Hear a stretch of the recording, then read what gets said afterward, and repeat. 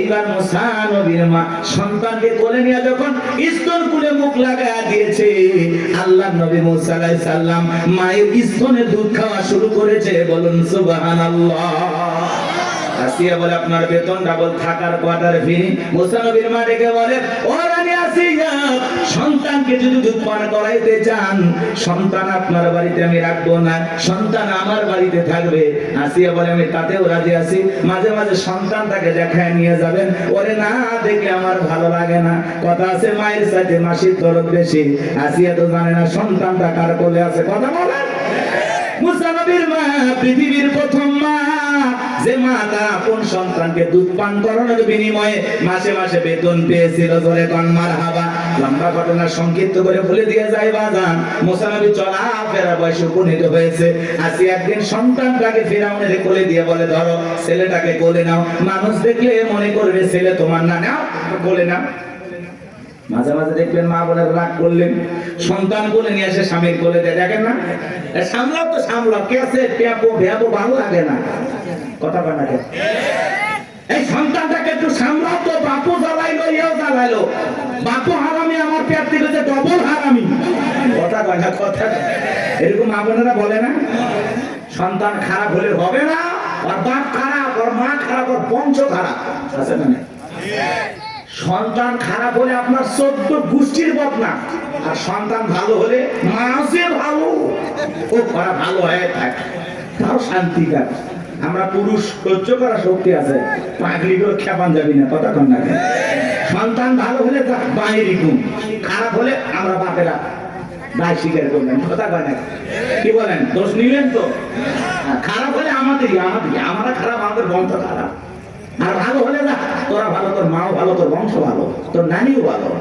কি কথা রাগ করতেছেন মনে হয়? আমার ভাইরা গভীর মনোযোগ দিয়ে কথা শুনেছেন। এইবার আসিয়া ভিতরে চলে গেল।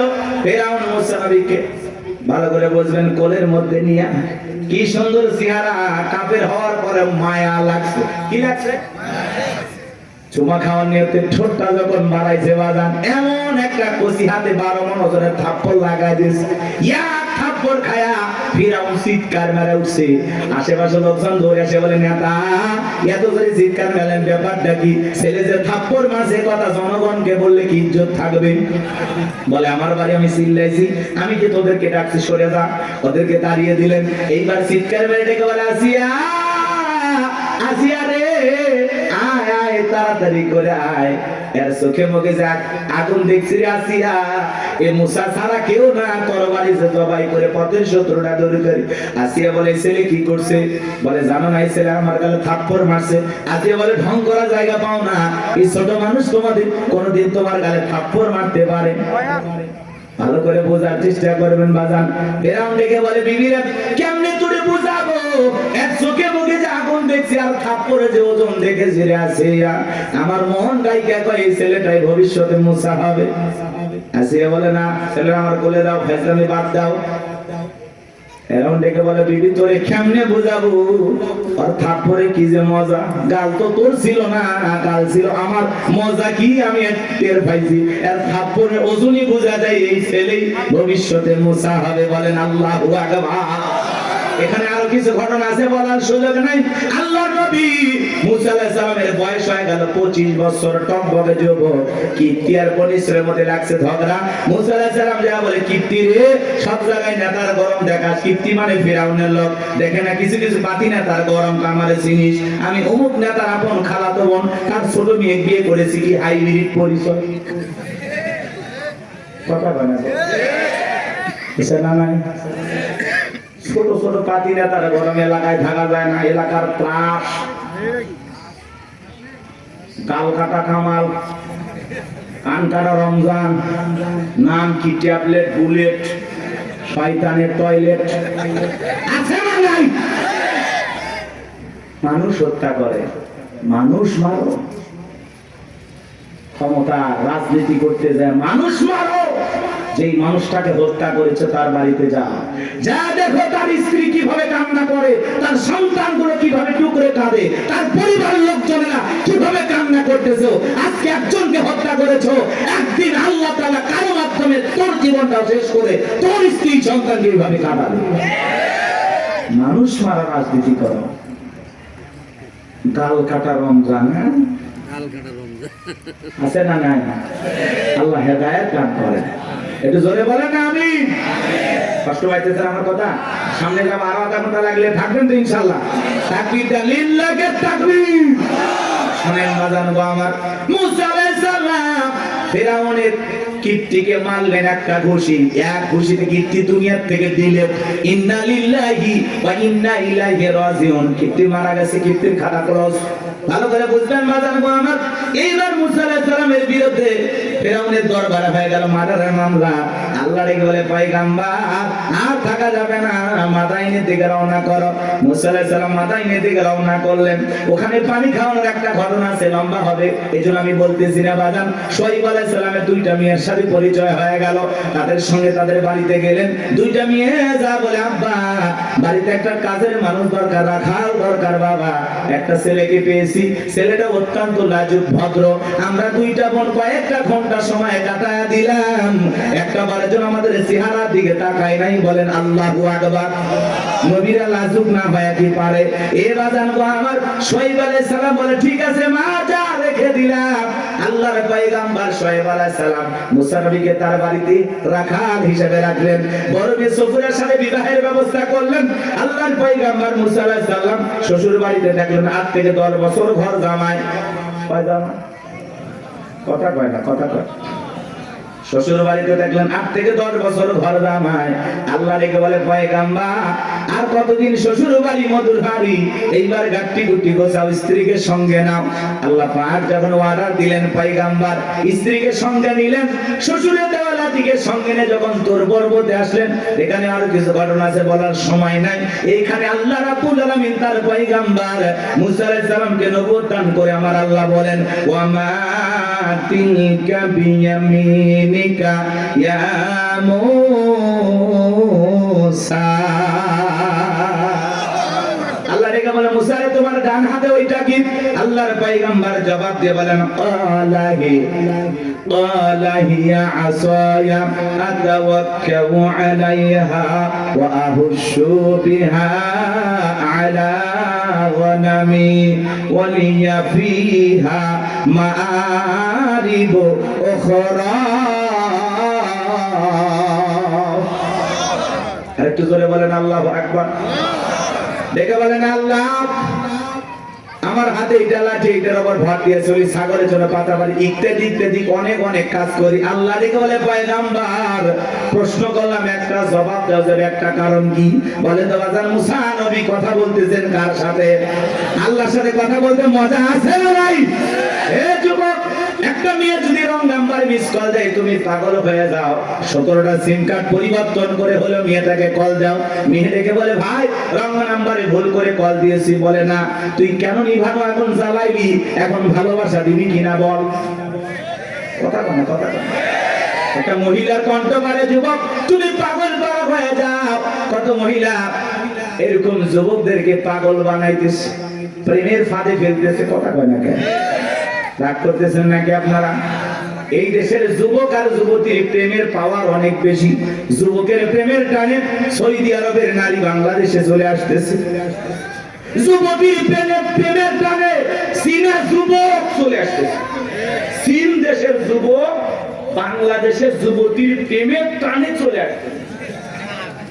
এই যে প্রেমের টান লোক, এই দেশের মানুষ তারা জীবনে বিশ্বকাপ আনতে পারেনি, কিন্তু আমার পৃথিবীতে যদি একটা প্রেমের প্রতিযোগিতা হয়, আমার বিশ্বাস আমরা এই দিকে বিশ্ব চ্যাম্পিয়ন হব। মাঝে মাঝে শোনে না, প্রেমের টানে ইরাকের যুবক ঠাকুর গায়। কি গান এরকম শুনতেছেন না আপনারা? প্রেমের টানে মালয়েশিয়ার যুবক বাংলাদেশে, প্রেমের টানে এই তরুণী নিয়ে আসতেছে। এই যে চীন দেশের এক যুবক এসে বাংলাদেশে এক প্রেমিকে বিয়ে করতেছে। ঠিক আছে, মানলেন তাই না? ভালো না?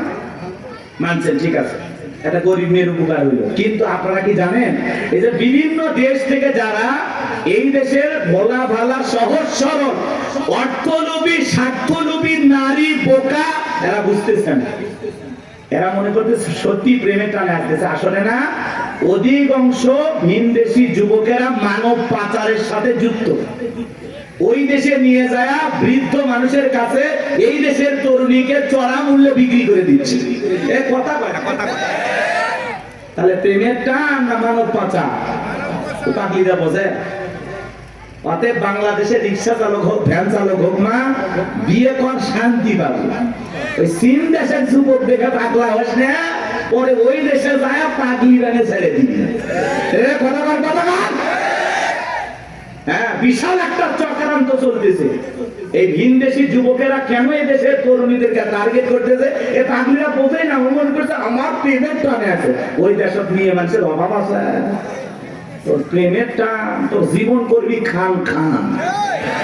ওই দেশে গেলে টের পাবো প্রেমের টান না অন্য কি টের পাবো। এই জন্য মা বোনদেরকে বলতেছি, ভাই এত বোকা সাজিস না। কথা বলে এত বোকা হয় না। আজকে যুবকদের এবং যুবতীদের সমাজকে নষ্ট করার যে মূল অস্ত্র তার নাম হলো মোবাইল। কথা বলে না কেন ভাই? এদেশের কি সমস্যা বলেন তো? এই মোবাইল। এই মোবাইলের মাধ্যমে যুব সমাজের চরিত্র নষ্ট হয়ে গেছে, তরুণ তরুণীরা নষ্ট হয়ে গেছে।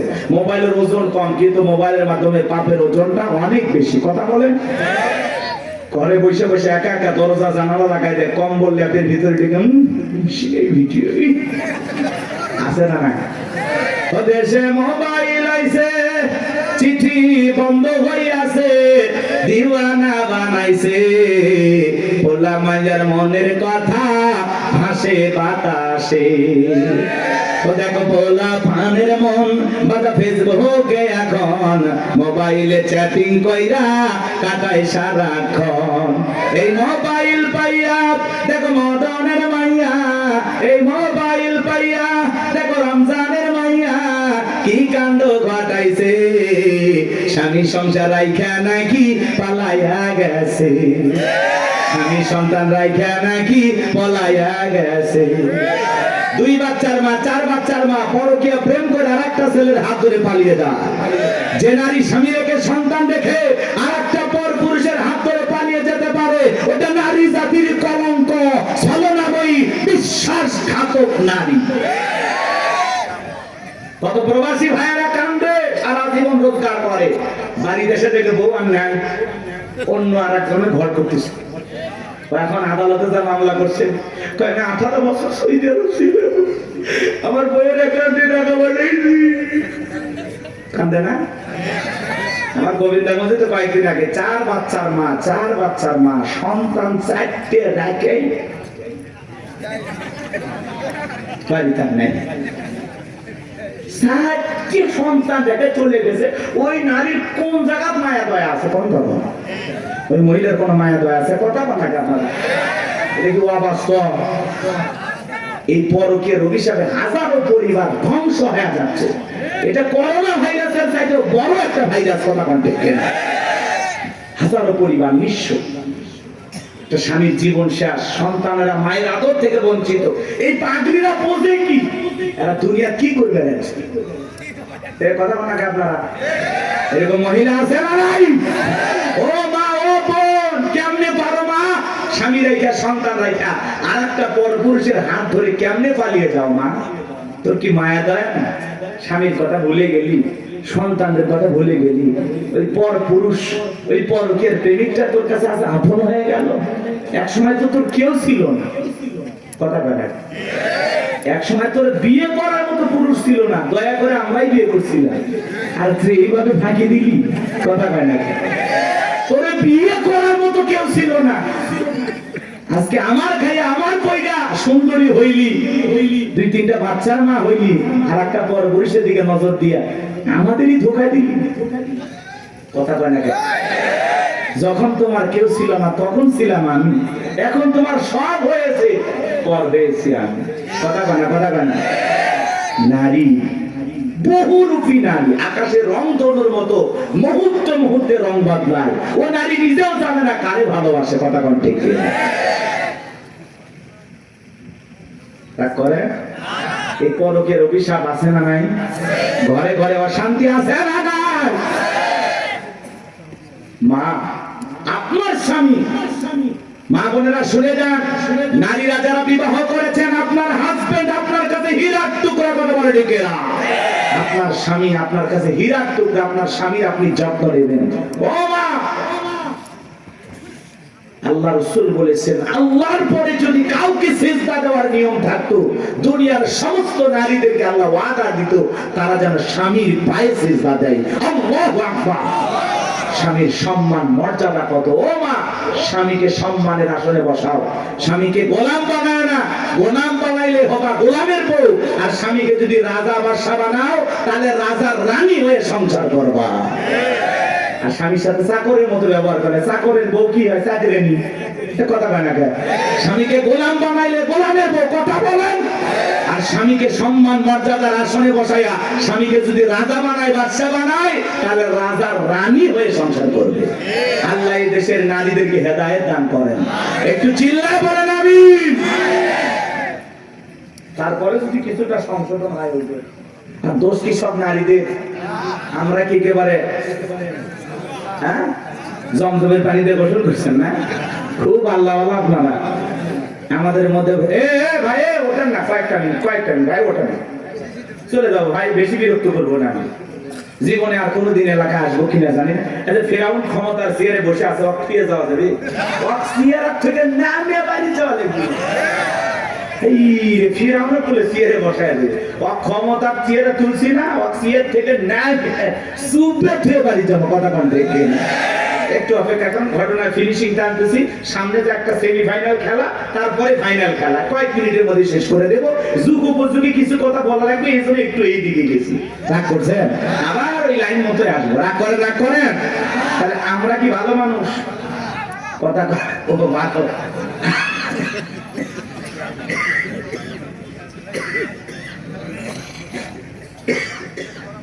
আপনার স্ত্রীর সাথে যদি কেউ পরকীয়া প্রেম করে, আপনি মানবেন? যারা কথা বলে না, এরা ভালোবাসা শেয়ার করে, এরা দুর্বল পুরুষ। এই বলেন না কেন? আপনার বউয়ের সাথে কেউ পরকীয়া প্রেম করলে আপনি মেনে নেবেন? মায়ের সাথে, বোনের সাথে মানবেন না? তাহলে যুবক, তোমাকে বলছি, তুমি যেই নারীর সাথে পরকীয়া প্রেম করতেছো, ওইটা তো কারো না কারো স্ত্রী, কারো না কারো মা, কারো না কারো মেয়ে। তাহলে ওই নারীর দিকে কেন নজর দিলে? এটা কি ঠিক হইল? এটা অন্যায় হইল না? ওটা তো একজন মুসলমান ভাইয়ের পবিত্র আমানত। এটা এক মুসলমান ভাইয়ের পবিত্র, ওই দিকে নজর কেন? জান্নাতে যাবা? পরকীয়া প্রেম করে অন্যের বইয়ের সাথে ঢলাঢলি করে জান্নাতে যাবে? ফাজলামি করো। আর ওই ছেলে ফেসবুকে করোনার আয়াত পোস্ট করে, আল্লাহকে ভয় করে। এরকম আছে না নাই? যুবক, এই দুনিয়ার কেউ মানবে না যে আমার স্ত্রীর সাথে অন্য আরেকটা পুরুষ পরকীয়া প্রেম করুক, মানবে না। এই জন্য খবরদার। কত গরিব মেয়ে আছে, বিয়ে হয় না, যাও না বিয়ে করো, আল্লাহ খুশি হবে। কত স্বামী পরিত্যক্তা বিধবা অসহায় নারী আছে, 2-3টা বাচ্চা নেই, বিপদে, যা বিয়ে কর, আল্লাহ খুশি হবে। এদিক ওদিক নজর দিস কেন? ভাবি, চাচি, খালা, ফুপু, এদিক ওদিক নজর দিস কেন? ভালো হয়ে যা, চোখটা ভালো কর। কথা কয় না কেন? কুল্লিল মুমিনিনা ইয়াগুদ্দুনা মিন আবসারিহিম। আল্লাহ বলেন মুমিনের দৃষ্টি থাকবে নিচের দিকে, নিচের দিকে। আল্লাহ হেদায়েত দান করেন। এটা জোরে বলেন আমিন। আর একটা সর্বনাশ কি, টিকটক ভিডিও। কথা কেন? ওদেশে টিকটক আসিয়া সব গেল ভাসিয়া, সিদ্দিক সোরা নায়ক হইছে আইডি খুলিয়া। হিরো আলম না, হিরো আলম ছিলেন না, কয়েকদিন আগে বউ তালাক দিয়ে দুধ দিয়ে গোসল করছে। এই সবসময় ভাইরাল হয়। কথা কয় না কেন? আচ্ছা, দুধ দিয়ে গোসল করার মধ্যে বড় কোনো ফজিলত আছে নাকি? পাগলারা কি শুরু করছে? নেতা দল বদল করে দুধ দিয়ে গোসল করে, প্রেমিক পালিয়ে গেলে প্রেমিক দুধ দিয়ে গোসল করে, বউ ভেগে গেলে দুধ দিয়ে গোসল করে, বউ তালাক দিয়ে দুধ দিয়ে গোসল। কি এক অসম্ভব কারবার শুরু হয়ে গেছে। আজই দেখ তামাশা। কথা কয় না কেন? হ্যাঁ, হিরো আলম নায়ক হইছে আইডি খুলিয়া। এই মোবাইলে হাই কি জাদু আছে ভাই, পোলাপান বুঝাছে, পড়ালেখা তুইলা রাখছে সপ্তম আকাশে। এখন আর পড়াশোনা ভালো লাগে না, মন বসে না পড়ার টেবিলে, মন চলে যায় ফেসবুকে আর প্রেম বাগানে। এরকম যুবক আছে না নাই?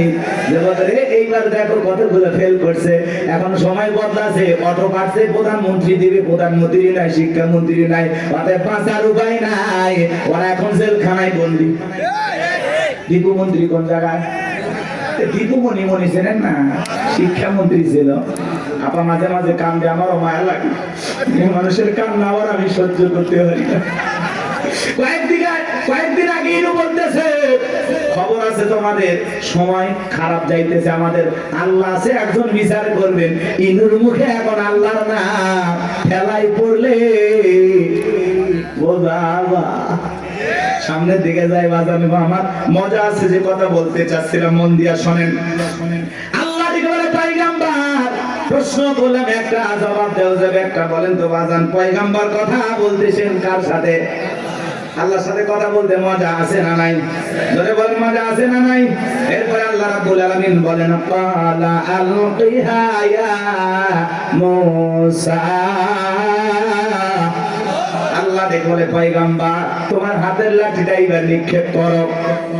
পয়গম্বর হাতের লাঠিটা নিক্ষেপ করলেন। ফাআলকাহা ফাইযা হিয়া হাইয়াতুন তাসা। হয়ে গেল বিশাল বড় একটা সাপ। মুসা নবী বলে, বাপ রে বাপ, এই যে জাতের সাপ আমার বংশ করে দিবে। সাপ ভয়ে পয়গম্বর ডরে দৌড়াইতে লাগলেন। আল্লাহ তখন ডেকে বলেন, ক্বালা খুযহা ওয়ালা তাখাফ সানুঈদুহা সিরাতাহাল উলা। আল্লাহ ডেকে বলে, পয়গম্বর ভয় পেও না, আমি আল্লাহ রাব্বুল আলামিন সাপকে লাঠি বানাইছি, আবার সাপের দিকে হাত বাড়াও, পূর্বের মতো লাঠি বানায় দেব। পয়গম্বর ভয়ে ভয়ে যখনই ধরতে গেছে, লাঠি আবার কি হয়েছে? সাপ কি হয়েছে? লাঠি হয়ে গেছে। এটা আল্লাহর দেয়া কি মুজিজা, সুবহানাল্লাহ বলবেন না? এরপর আল্লাহ রাব্বুল আলামিন বলেন, ওয়াদহুম ইয়াদাকা ইলা জানাহিকা তাখরুজ বাইদা মিন গায়রি সুইন আয়াতান উখরা লিনুরিয়াকা মিন আয়াতিনাল কুবরা। আল্লাহ রেখে বলে, পয়গম্বর তোমার ডান হাতটা বগলের নিচে ঢুকাও, ওখান থেকে বের করো, কোন দুধ ছাড়া ধবধবে উজ্জ্বল সাদা চমৎকার আলো প্রদর্শন করবে। আল্লাহর পয়গম্বর তার করলেন, কি সুন্দর আলো ঝলমল বের হয় হাত থেকে। আল্লাহু আকবার বলেন। আল্লাহ রেখে বলে, পয়গম্বর আমি আল্লাহ রাব্বুল আলামিন এই যে কুদরতের দুইটা নিদর্শন দান করলাম। লাঠি ফেলালে সাপ হয়, হাত বগলের নিচ থেকে বের করলে কি হয়? সাদা ঝলমলে আলো, লাইটিং। সুবহানাল্লাহ, একটু জোরে কর না সুবহানাল্লাহ। একেবারে উষ্ণায় হয়ে যায়, পুরোটা আলোকিত হয়ে যায়। আল্লাহ ডেকে বলে, এই যে দুইটা মুজিজা দান করলাম, এইবার তোমার দায়িত্ব হলো ইযহাব ইলা ফিরআউনা ইন্নাহু তাগা। ফিরআউনের নিকট চলে যাও, ওই ফিরআউন সীমা লঙ্ঘন করেছে। যা বলো, ফিরআউন রে, তোর বানানো আইনদার মিশর চলবে না, এখন থেকে মিশর পরিচালনা হবে আল্লাহর আইন দিয়া। পয়গম্বর ডেকে বলে, আল্লাহ আপনি কি ভুলে গেছেন আমি ফিরআউনের দরবারে মার্ডার কেসের আসামি, গেলে তো ফাঁসি দিয়ে মারবে। আল্লাহ রেখে বলে, পয়গম্বর আমি আল্লাহ যার সাথে আছি, কোন জালেম আগুনে পোড়ায় মারতে পারবে না, পানিতে ডোবায় মারতে পারবে না, ফাঁসির দড়িতে ঝোলায় মারতে পারবে না, হাজারো দিন রিমান্ডে নিয়েও ওরা মুমিনের মুখের হাসি কেড়ে নিতে পারবে না। আল্লাহু আকবার। পয়গম্বর দেখে বলে, আল্লাহ যাওয়াই লাগবে। আমার আল্লাহ দেখে বলে, অবশ্যই তোমাকে যেতে হবে, নবী বানাইছে, দায়িত্ব তোমার।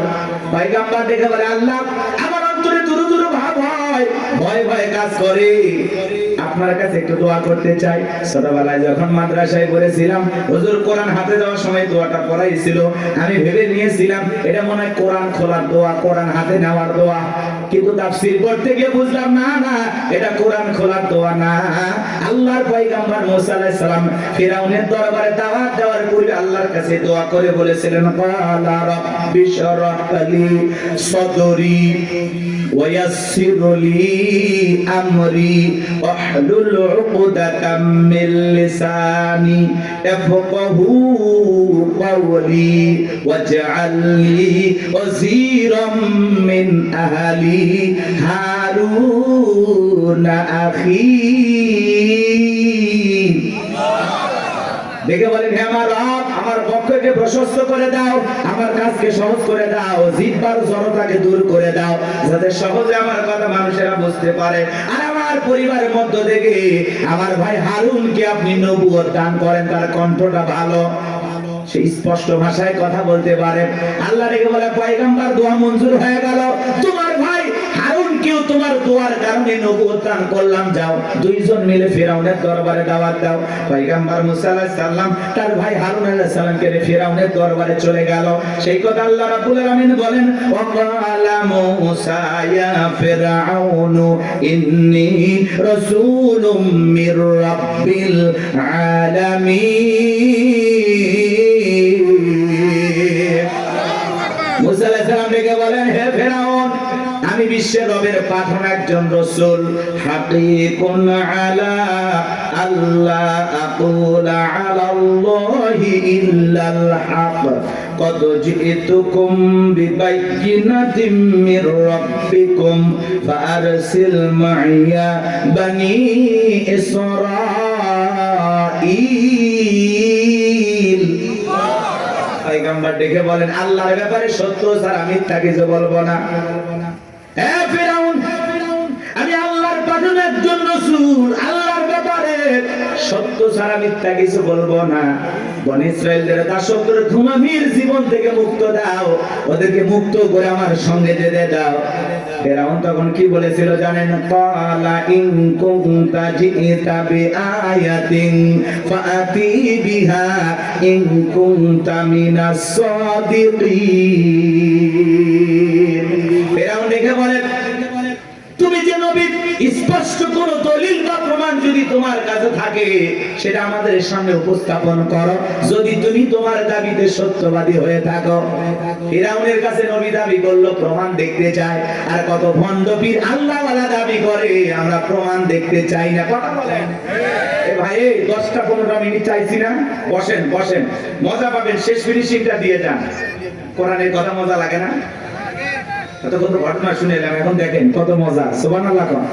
প্রত্যেক আয়াত তেলাওয়াত করেন, আপনারা সব পাবেন। আমাদের ঈমানটা বাড়ায় দিবেন তিনি কে? যাদাতুহুম ঈমানা। কোরআন শুনে ঈমানটা বৃদ্ধি পায়। সুবহানাল্লাহ। আমার ভাইরা, আল্লাহর পয়গম্বর মুসা আলাইহিস সালামের কাছে কয়টা মুজিজা আছে বাজান? প্রমাণ কয়টা আছে? 2টা। লাঠি ফেলালেন, সাফ হয়ে গেল। বগল নিচে থেকে হাত বের করলেন, কি সুন্দর ঝলমলে আলো প্রদর্শন করলো। এই দৃশ্য দেখার পরে তারা বলে, ক্বালাল মালাউ মিন কওমি ফিরআউনা ইন্না হাযা লাসাহিরুন আলীম। ফিরআউনের সমস্ত এমপি মন্ত্রী যারা ছিল, এমপি মন্ত্রী পরিষদ বর্গের লোকেরা, সমস্ত লোকেরা ডেকে বলে, ইন্না হাযা লাসাহিরুন আলীম, নিঃসন্দেহে ছেলেটা মস্ত বড় জাদুকর। নবী দেখায় মুজিজা আর ওরা বলে জাদু। কারণ ওই সমাজে জাদুর ব্যাপক প্রচার প্রসার ছিল। কথাকে বুঝাইতে পারলাম? নবীর মুজিজাটা ওদের কাছে জাদুর মতোই মনে হলো। গভীর মনোযোগ দিয়ে কথাগুলো শুনবেন। এইবার ফিরআউন এমপি মন্ত্রী সবাইকে ডেকে বলে, এই ছেলে জাদু দেখায়, ভীতি প্রদর্শন করে আমার ক্ষমতার চেয়ার দখল করতে চায়, আমাদেরকে দেশ থেকে বিতাড়িত করতে চায়। তোমরাই বলো এই ছেলের বিরুদ্ধে কি ব্যবস্থা নেওয়া যায়? সমস্ত লোকেরা ডেকে বলে, নেতা, আপাতত এই ছেলে আর তার ভাইকে আপনি যেতে দেন, ওদের সঙ্গে আমরা একটা খেলা খেলবো। ওরা যেহেতু জাদু দেখাইছে, দেশে তো আর জাদুকরের অভাব নাই, নির্দিষ্ট একটা দিন বলে দেওয়া হোক, ওই দিন ওই ছেলের সাথে আমরা জাদুর খেলার মোকাবেলা করবো। নবী মুসা আলাইহিস সালাম, হারুন আলাইহিস সালামকে তারা বিদায় করে দেওয়ার পরে তারা কি করলো? ইয়াতু বিকুল্লি সাহিরিন আলিম, শহর বন্দর থেকে দক্ষ দক্ষ জাদুকর ফিরআউনের দরবারে উপস্থিত করলো। সমস্ত জাদুকররা ফিরআউনের দরবারে উপস্থিত হয়ে বলে, নেতা, আপনার শত্রু মুসাকে যদি পরাজিত করতে পারি, আপনি আমাদেরকে কি পুরস্কার দিবেন? বেনিফিটটা কি, লাভটা কি, আমাদের বিনিময়ে পাবোটা কি? তখন ফিরআউন যে পুরস্কার দিতে চেয়েছিল, আল্লাহ সেই কথা বলেন, ক্বালা নাআম ওয়া ইন্নাকুম লামিনাল মুকাররাবিন। সেদিন ফিরআউন ডেকে বলে, তোমরা যদি আমার শত্রু মুসাকে পরাজিত করতে পারো, এই দরবার হবে তোমাদের বসবাসের জায়গা, এখানে তোমরা থাকবা, আরামায়েশ করবা, কোনোদিন তোমাদের কোনো সমস্যা হবে না। তোমরা সবাই হয়তো আমার কাছের লোক। নেতা যদি বলে তুমি আমার লোক, আমার দলের লোক, আর কিছু লাগে? নেতাই কথা রাখতে দিন করা যায়, নিরপরাধ মানুষকে পুরস্কার দেওয়া যায়, ইমাম মুয়াজ্জিনকে ধরে নিয়ে যায়, মিথ্যা মামলা দিয়ে জেলখানায় ফাঁসানো যায়, কারণ ওর পিছনে আছে নেতার হাত।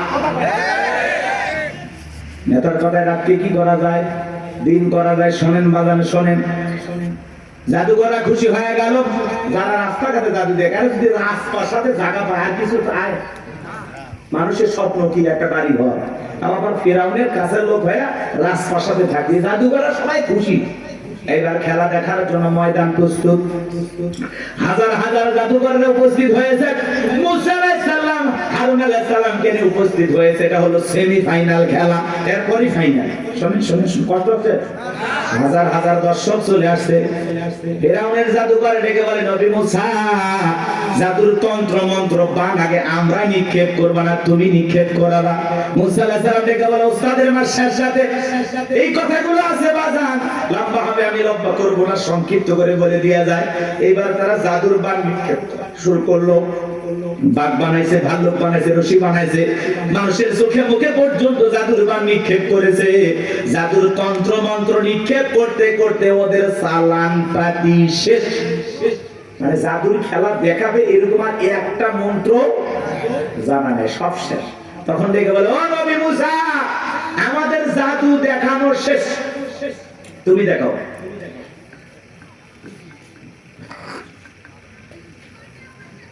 কষ্ট হচ্ছে আপনাদের?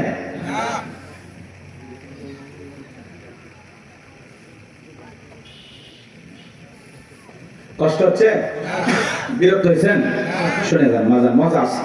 আমার ভাইয়েরা, দিল দিয়ে কথাগুলো বোঝার চেষ্টা করবেন বাজার। আমি গুনাহগার যে কথা বলতে চাচ্ছিলাম, এইবার আমার আল্লাহ বলেন, ওয়া আওহাইনা ইলা মূসা আন আলকি আসাকা ফাইযা হিয়া তালকাফু মা ইয়াফিকুন। আল্লাহ ওহীর মাধ্যমে জানাই দিলেন, ও নবী মুসা, তোমার হাতের লাঠিটা শুধুমাত্র নিক্ষেপ করো। পয়গম্বর আল্লাহর আদেশ মোতাবেক তাই করলেন, হাতের লাঠিটা ছেড়ে দিলেন, হয়ে গেল বিশাল বড় সাপ। যেই সাপের ঠোঁটটা নিচুতে, উপরের ঠোঁটটা 80 ফিট উঁচুতে। ফেরাউনের দলবল যত জাদু নিক্ষেপ করেছিল বাজান, 80,000-এর মতো জাদুর বান এক নিঃশ্বাসে খায়া ফেরাউনকে ডেকে বলে, ফেরাউন রে, আরো কি জাদু আছে? এই দৃশ্য দেখার পরে ফেরাউনের পিছন রাস্তাতে গরম হাওয়া বের হয়ে গেছে, ফেরাউন পাগল পারা হয়ে গেছে। এইবার জাদুকররা বুঝতে পেরেছে, নবী মুসা আলাইহিস সালাম যেটা দেখাইলো ওটা জাদু না, ওটা জাদুর দাদু। ডাক্তার চেনে, হুজুর চেনে, বক্তা চেনে, ইঞ্জিনিয়ার কে চেনে, বিজ্ঞানীকে চেনে, কথা করেন নাকি আপনারা? ব্যবসায়ী আরেকজন ব্যবসায়ীকে চেনে, নেতা চেনে, স্বর্ণকার আরেকজন স্বর্ণকারকে চেনে। জাদুকররা বুঝতে পেরেছে কোনটা জাদু আর কোনটা জাদুর দাদু, ওরা বুঝতে পেরেছে। তখন ওরা বলতেছে, মুসা আলাইহিস সালাম যেটা দেখাইলো এটা জাদু না, যে আল্লাহর কথা বলে, যে রবের কথা বলে, নিঃসন্দেহে আল্লাহর কুদরতি শক্তি। এটা জোরে বলা যাবে না, আল্লাহু আকবার। তখন তারা কি করলো? ওয়াউলকিয়াস সাহরাতু সাজিদিন, সিজদায় মাথা নত করলো, ঘোষণা করলেন, ক্বালু আমান্না বিরাব্বিল আলামিন, রব্বি মূসা ওয়া হারুন। জাদুকররা বলল, আমরা ঈমান আনলাম বিশ্বের রবের প্রদীপ, যিনি মুসা এবং হারুনের রব, প্রতিপালক আমাদের। আল্লাহু আকবার বলেন। এইবার সমস্ত জাদুকররা যখন ঈমান আনলো, তারা যখন মুসলমান হয়ে গেল বাজান গো আমার, ফিরাউনের মাথা গরম হয়ে গেল।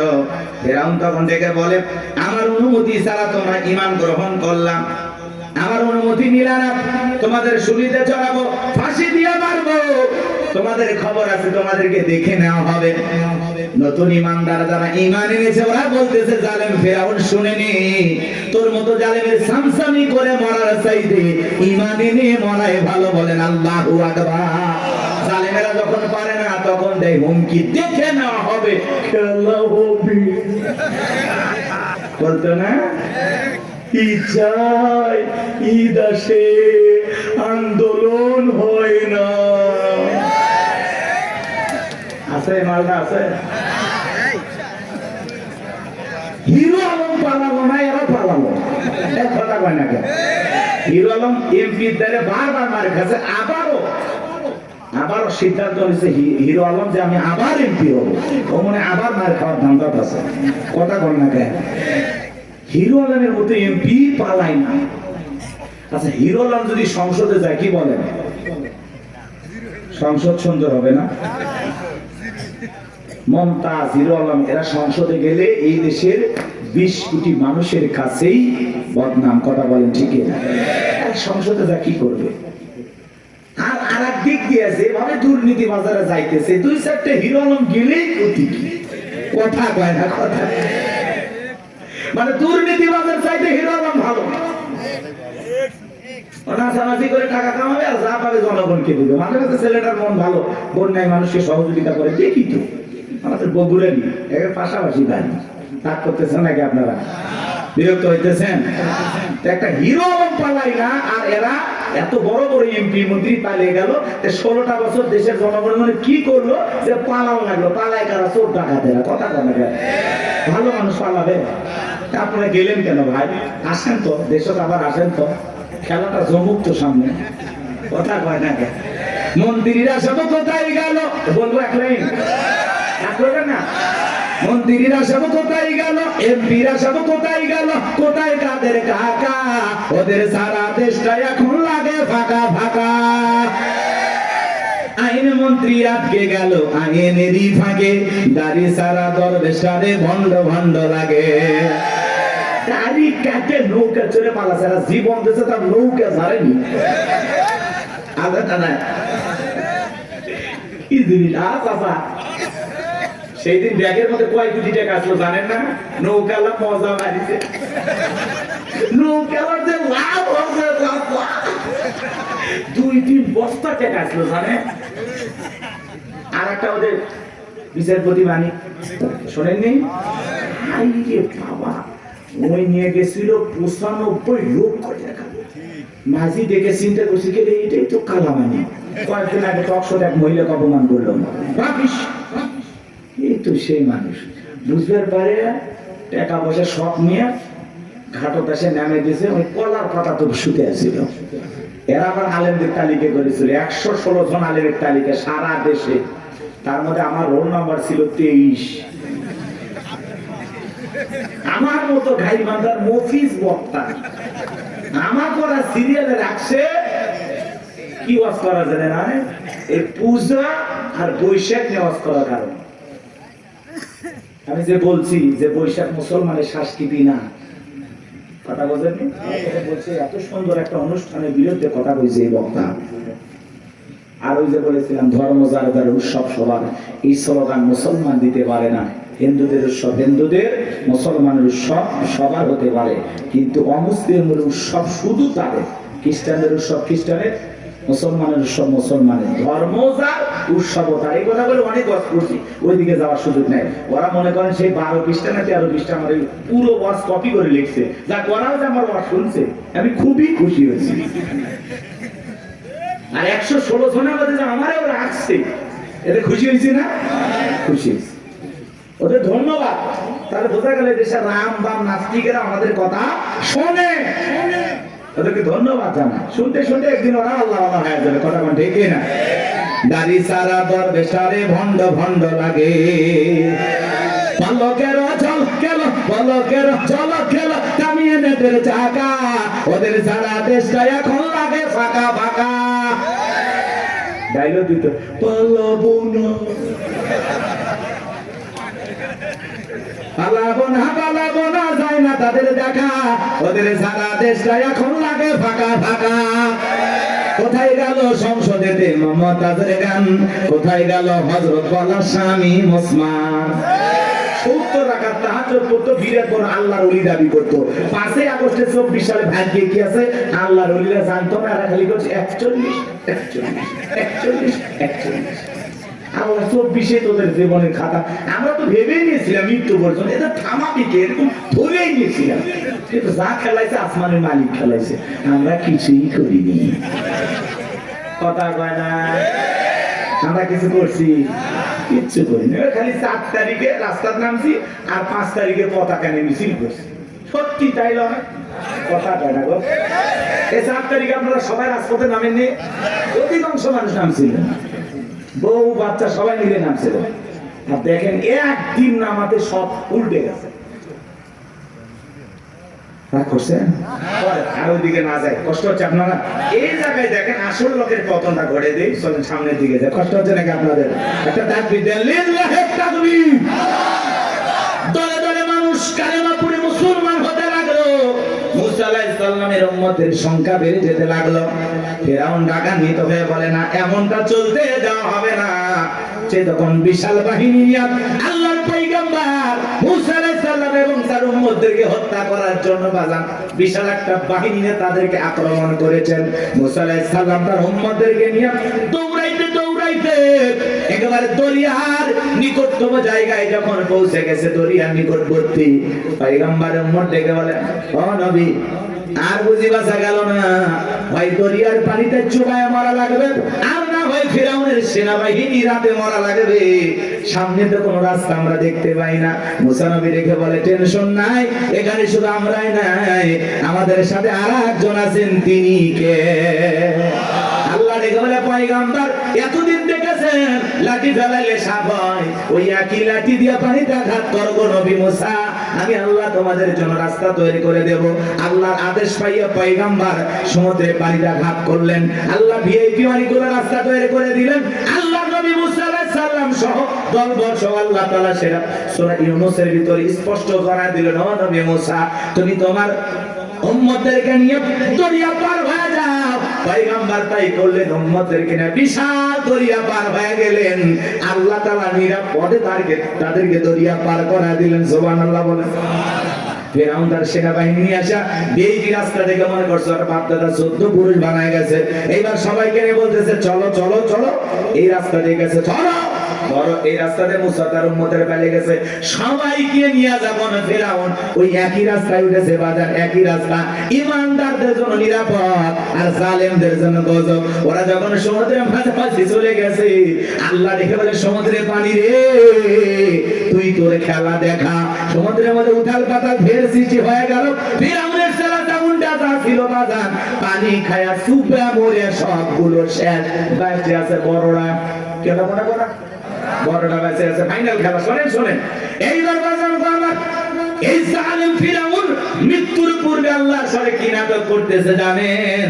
আল্লাহকে ডেকে বলতেছেন, ক্বালা আমানতু আন্নাহু লা ইলাহা ইল্লাল্লাযী আমানাত বিহি বানু ইসরাঈলা ওয়া আনা মিনাল মুসলিমিন।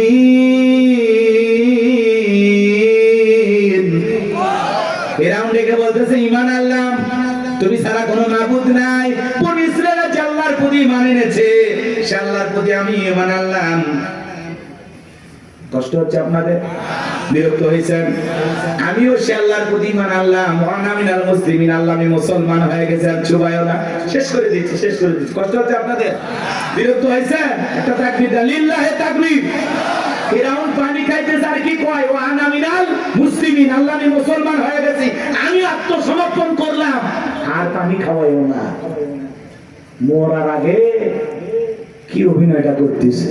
আচ্ছা, ফিরআউন মুসলমান হয়ে গেছে, আল্লাহ কি কবুল করছে? আর ফিরআউন যদি ওই সময় মুসলমান হয়, আপনার আমার মুসলমান হয়ে দাম আছে না? কথা বলেন ভাই, কথা বলেন। ও বলতেছে, ওয়া আনা মিনাল মুসলিমিন, আল্লাহ আমি আত্মসমর্পণ করছি, আমাকে মাফ করে দাও, আর পানি খাওয়াইও না। আল্লাহ তখন কি জবাব দিয়েছিল জানেন? কি সুন্দর জবাব, আল আনা ওয়া ক্বাদ আসাইতা ক্বাবলু ওয়া কুনতা মিনাল মুফসিদিন।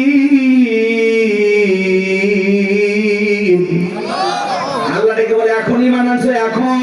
এর আগে কি করেছো? নাফরমানি করেছো। বিশৃঙ্খলা সৃষ্টি করেছো, ক্ষমতার দাম্ভিকতা অহংকারে 40 বছর শিক্ষা ব্যবস্থা বন্ধ করে রেখেছো, ঘরে ঘরে মূর্তি ঢোকায় দিয়েছো। তোমার বাড়ির দাসী আমি আল্লাহকে রব বলে স্বীকার করার কারণে গরম তেলে চোবাইয়া বিদায় করছো। তোমার স্ত্রীকে পর্যন্ত নির্যাতন করে হত্যা করেছো। আজকে মুসা এবং তার উম্মতদেরকে আক্রমণ চালার জন্য হামলা করেছো। ফিরাউন রে, তোর পাপের 16 কলা পূর্ণ হয়ে গেছে, এখন আর তোরে ক্ষমা করা যাবে না। তবে মরার আগে শোন, আমি আল্লাহ তোর লাশটা রেখে দেব পৃথিবীর মানুষের শিক্ষার জন্য। আজ বাজান গো আমার, মিশরের জাদুঘরে ফিরাউনের লাশটা আছে না নাই? মুসা প্রেমিকেরা যায় আর পায়ের স্যান্ডেল খুলে মারে, কয় এই সেই ফিরাউন মার জুতা। কথা কয় না, 50,000 1 লাখ টাকা দামের জুতা পর্যন্ত আমি গেটে মেরে দেয়। চিন্তা করেন বাজান, শুটকি ফিরাউনের দেখে মুসা প্রেমিকেরা যদি জুতা মারে, এটা তো ফিরাউনের শুটকি। কত বছর হয়ে গেছে, শুটকির মতো হয়ে গেছে। কথা না রাগ করতেছেন? যেটা ফিরাউন পাইল আর চামড়া দিয়ে ডুবডুবি বাজাইতো, আর কি এই অ্যাপস আনছে, ওই অ্যাপসের মাধ্যমে ফিরাউন পর্যন্ত হাসায় আর ছাড়ছে। কথা কোন ঠিক কিনা? রাগ করে নাকি আপনারা? আমার ভাইরা, যে আল্লাহ তাআলা ফিরাউনকে দরিয়ার পানিতে চুবায়া চুবায়া মারলো, সে আল্লাহ তো আছে না নাই? এখন বাজান গো আমার, ফিরাউনের যেমন পৃথিবীর জমিনে জায়গা হয় নাই, নমরুদের যেমন জায়গা হয় নাই, আবু জেহেলের যেমন জায়গা হয় নাই, আজকে Netanyahu, Donald Trump, Narendra Modi, এরা মুসলমানের রক্ত নিয়ে খেলা করতেছে। ওই জালেমদের জায়গা পৃথিবীর জমিনে হবে না। আজ হোক কাল হোক, পৃথিবীর মানচিত্রে মুসলমানদের বিজয় হবে। মনে রাখবেন, জালেমদের জুলুম যত বাড়বে, মুসলমানদের বিজয় তত নিকটে। রাতের গভীরতা যত বেশি হয়, ভোরের সূর্য তত নিকটে। মনে রাখবেন, ইসলাম কায়েম করতে হলে প্রত্যেকটা মুসলমানের অগ্রণী ভূমিকা পালন করা লাগবে। মুসলমান ভীত কাপুরুষের জাতি নয়। বদরের প্রান্তরে 313 জন সাহাবীর মাধ্যমে আল্লাহ মুসলমানদের বিজয় দিয়েছেন। সেই বিজয় আনার জন্য যদি কখনো ডাক আসে, মাথায় কাফনের কাপড় বেঁধে বিবির কাছ থেকে, সন্তানদের কাছ থেকে বিদায় নিয়ে আল্লাহর এই জমিন, আল্লাহর দ্বীনকে প্রতিষ্ঠিত করার জন্য কারা কারা জীবন দিতে প্রস্তুত, হাত তুলে আল্লাহকে দেখা। লিল্লাহি তাকবীর, লিল্লাহি তাকবীর। আল্লাহর এই জমিনে আল্লাহর আইন চান, আল্লাহ কবুল করেন, জোরে বলেন আমিন। আমরা ইসলামের জন্য জীবন দিতে প্রস্তুত আছি তো ইনশাআল্লাহ? প্রস্তুত আছি তো ইনশাআল্লাহ? আল্লাহ পাক আমাদের সবাইকে আজকের এই ইতিহাস থেকে, আলোচনা থেকে বাস্তব জীবনে কথাগুলো আমল করা তৌফিক দান করেন। ওয়া আখিরি দাওয়ানা আলহামদুলিল্লাহি রাব্বিল আলামিন। আসসালামু আলাইকুম ওয়া রাহমাতুল্লাহি ওয়া বারাকাতুহু। তো জি জি, দোয়া এ বাজারে একটু হালকা সংক্ষিপ্ত দোয়া, 2-1 মিনিট। আমি মুসাফির না।